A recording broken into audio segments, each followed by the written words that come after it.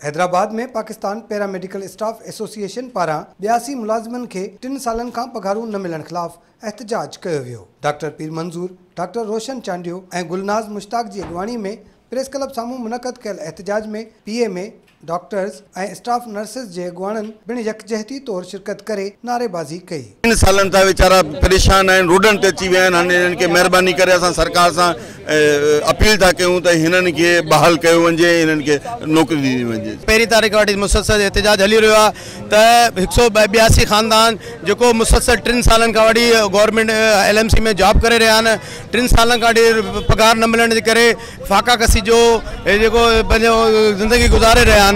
Young nursing association की president Hyderabad की हम ये 182 ख़ानदान जो 3 साल से अपनी ड्यूटी सर अंजाम दे रहे हैं, कोविड जैसी वबा में भी वो मुखलिस होकर अपनी ड्यूटी कर रहे हैं और अभी तक इनको 3 साल से कोई सैलरी नहीं दी गई। 3 साल से कोरोना जैसी वबा के बावजूद ये अपनी ड्यूटियां सर अंजाम दे रहे हैं, मगर अफसोस अभी तक इनकी जो तनख्वाहें हैं वो अभी तक बहाल नहीं की गई है सिंध गवर्नमेंट की तरफ से। हमारा पुरजोर मुतालबा है CM साहब से, मिनिस्टर हेल्थ साहब से कि हमारे 182 मुलाजिम जो है सिविल हॉस्पिटल हैदराबाद के इनकी फिल फोर तनख्वाह बहाल की जाए। डॉक्टरन और पैरामेडिकल मुलाजिमन मुतालबो किया त 3 सालन का 82 मुलाजिमन जो बंद थियल पघारूं फौरी तौर ते बहाल करे खेन मुआशी मुश्किलातन का बचायो वने। कैमरामैन शाहिद सां गॾु फ़हीम बबर, सिंध TV न्यूज़ हैदराबाद।